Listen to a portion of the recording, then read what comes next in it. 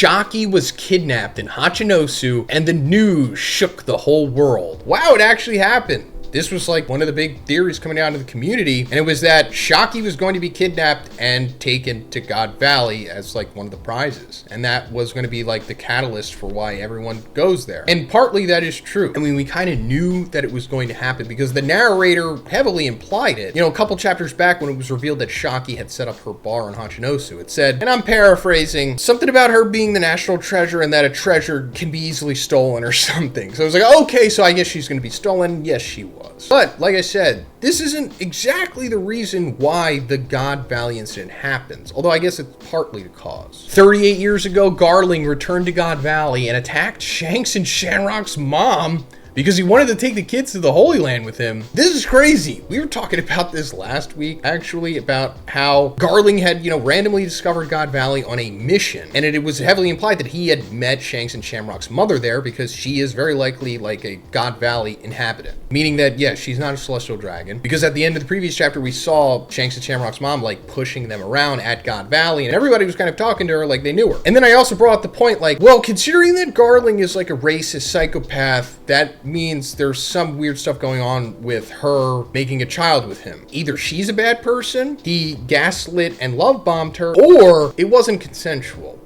And given what we know of the Celestial Dragons and what we have seen in the story so far, that is very possible, especially with Garling, since he is one of the worst of them. But so far, we don't really know much. But I also did say that Shanks and Shamrock's mom was probably going to die and not like long after her reveal, especially timeline wise. So I wouldn't be surprised if Garling like kills their mom, which why not make him even more despicable than he already is. Dragon was in God Valley too. He's just a Marine soldier at the time. Kuma, Ginny, and Ivankov travel to God Valley in slave ships. Young Morgans is leaking God Valley information to Pirate Island. Good old Dragon's back. Once we actually get to the God Valley incident, which might be the next chapter, I guess we're going to see Dragon do something, right? We might see like a reveal of his powers finally. That would be insane. And also I love that young Morgans, he's the thing, because he has to be, right? There has to be a reason why this information is getting leaked out there.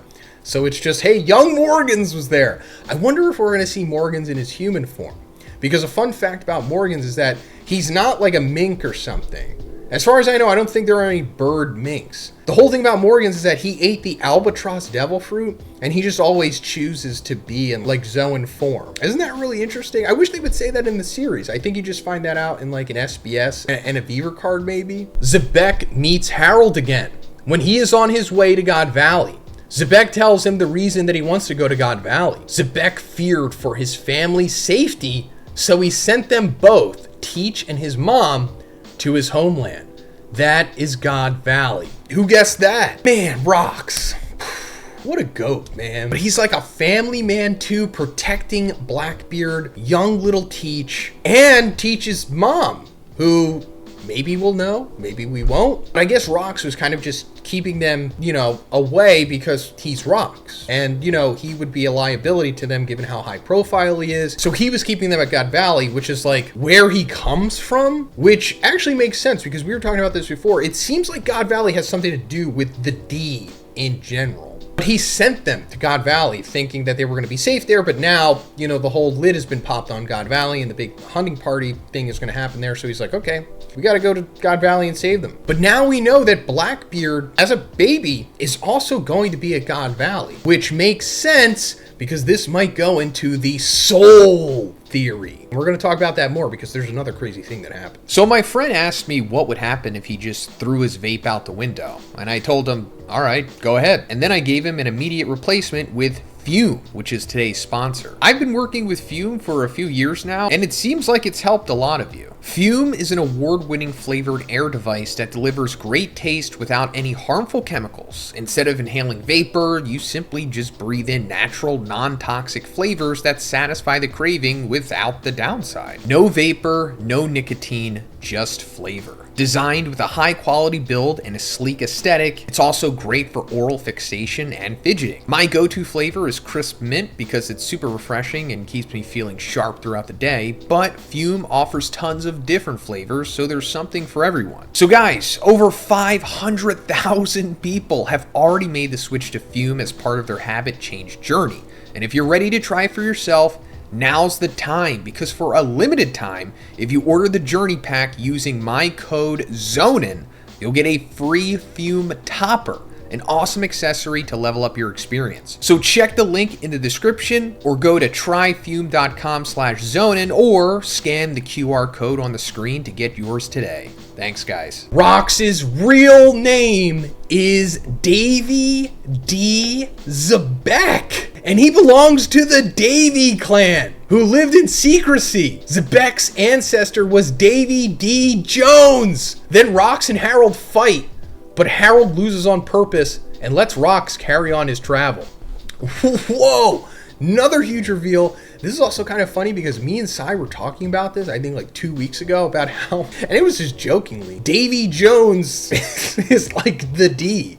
Like the D means Davy, and there's like a Davy clan. Obviously, that's not exactly what's happening here. We still don't know what the D means, but just funny that Davy is like a clan, like the monkeys or something. You know, Monkey D. Luffy, Garp, Dragon, Davy Jones, we got Davy Zebek, and then technically Blackbeard would be Davy Teach. And I guess this also confirms something we've been talking about the last couple weeks as well, and that Davy Jones was very likely the counterpart to Joy Boy. And this also goes into another big theory, and it's that Rox has somehow put his soul into Blackbeard. But now it seems like not only that, but Davy Jones's soul is involved in there. Because, you know, of course, it goes back to Blackbeard's triple skull symbol and the triple skull theory that we've always had. I think that's what it is. It's Davy Jones and Rox are inside of Blackbeard. They are all inhabiting one body, possibly all taking turns of consciousness like we assumed before. Now, how are they doing this? Still don't know. It could be a devil fruit, you know, or it could just be something else that's going on, because we know that Vegapunk talked about the soul and how it weighs 21 grams or something like that. We've also seen, you know, the personality switch with Ope Ope no Mi. Law's devil fruit is a thing. I don't know if that continues like post-mortem, like he's literally transferring your soul to another person. That hasn't been explained. It's also very possible that they're all Buccaneers. Davy Jones, Rox, Teach, and that soul transfer or something like that is a Buccaneer ability. You know, we talked about that before, how it could explain how Kuma imprinted his soul or whatever onto like the android Kuma. We'll talk more about this tomorrow. We're also seeing Harold, good guy. I'm sorry I was hard on you, Harold. I mean, you should be completely forgiven. You definitely did lick the boots of some terrible psychopaths, but the fact that he's losing on purpose to Rox here so that he can go to God Valley to protect his family, it's somewhat of a good redemption, Harold, and I appreciate it. At the end of the chapter, God Valley tournament begins. Shaki is the biggest prize of the tournament. Kid Teach and his mom are slaves for the tournament too. Wow, we didn't know that. So little Blackbeard and his mom are slaves